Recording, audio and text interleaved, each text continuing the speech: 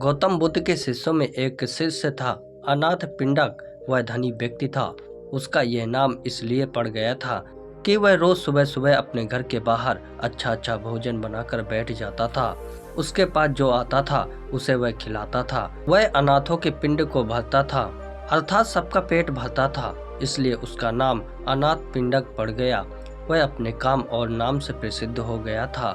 उसका यश दूर दूर तक फैल गया था। गौतम बुद्ध ने भी उसकी ख्याति सुन रखी थी। बुद्ध उन दिनों अपने हजारों सन्यासी भिक्षुओं के साथ वैशाली नगर में उपदेश देने जा रहे थे और लोगों को असीम शांति प्रदान कर रहे थे। अनाथ पिंडक को मालूम पड़ा कि मेरे नगर के पास ही बुद्ध अपने अनेक शिष्यों के साथ आए हुए हैं। वह उनके दर्शन करने गया। वहां पहुंचने पर उसे बुद्ध के दर्शन हो गए। बुद्ध शांति, आनंद और प्रेम की मूरत थे। चेहरे पर मंद मंद मुस्कुराहट थी। उनके वस्त्र पीत रंग के थे और सिर पर जटाएं थी। वे बहुत ही मीठा और नम्रता पूर्वक बोल रहे थे। उनको सैकड़ों लोग बिल्कुल शांत होकर सुन रहे थे। बुद्ध की शांति और आनंद उनके हृदय में उतर रहा था। सत्संग समाप्त हुआ। अनाथ पिंडक करीब आया, बुद्ध के चरणों में नमस्कार किया और कहा, मैं अनाथ पिंडक हूँ, कहो कैसे आए। मैं चाहता हूँ कि मेरे नगर में पधारे। वहाँ के लोग आपके धर्म उपदेश को सुनकर लाभवंती हों और उनका जीवन आनंद से भर जाए। बुद्ध ने कहा, ठीक है, मैं आऊँगा, तुम व्यवस्था बना लेना। अनाथ पिंडक बहुत प्रसन्न हुआ। उसने पुनः बुद्ध के चरणों में प्रणाम किया और एक ओर बैठ गए।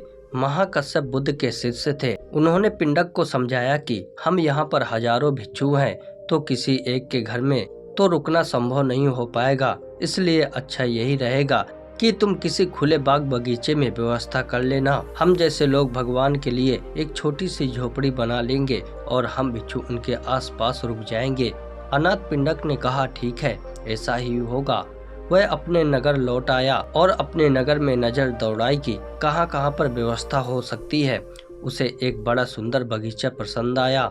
वह उस बगीचे के मालिक के पास गया। उससे जाकर कहा, मैंने बुद्ध देव को बुलाया है। उनकी सेवा के लिए मैं आपको यह बगीचा भेंट देना चाहता हूँ, ताकि वह यहाँ पर रहकर लोगों को धर्म का उपदेश देकर उनका जीवन धन्य कर दें। बगीचे का मालिक संत महात्माओं के प्रति श्रद्धा नहीं रखता था, इसलिए उसने साफ मना कर दिया। मैं तो बेचूंगा ही नहीं। बहुत मनाने पर कहा, चलो ठीक है, यह बगीचा तुमको देता हूँ, पर इस बगीचे की कीमत एक साथ लूंगा। इस बगीचे की खरीदारी यूं होगी कि तुम जितनी जमीन पर सोने के सिक्के बिछा दोगे, मैं उतनी जमीन तुम्हें दे दूंगा। अनाथ पिंडक के तो प्रसन्नता के मारे आंसू निकल आए। उसने कहा, शुक्र है, तू राजी तो हुआ। मुझे बुद्ध देव को यहाँ पर लाना है और अगर इतनी बड़ी कीमत भी हो तो मैं कीमत भी दूंगा। अनाथ पिंडक अपनी सारी दौलत, सारा सोना बैलगाड़ियों में भरकर ले आया।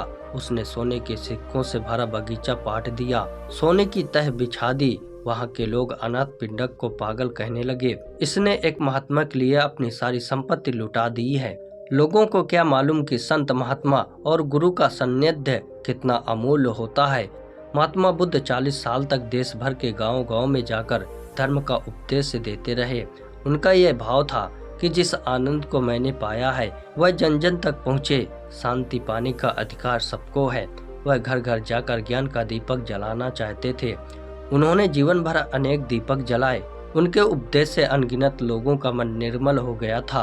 अनाथ पिंडक के मन में बस एक ही इच्छा थी कि मैं महात्मा बुद्ध का सानिध्य प्राप्त करूं, अपने नगर वासियों के साथ बैठकर बुद्ध देव का उपदेश जो अमृत है सबके साथ बैठकर पी सकूं।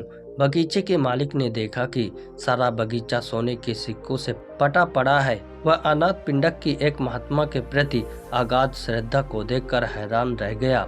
उसका हृदय पिघल गया। श्रद्धा की बुझी हुई ज्योति जल उठी। उसने मन में कहा, मैंने बहुत ही गलत किया है। उसने हाथ जोड़कर अनाथ पिंडक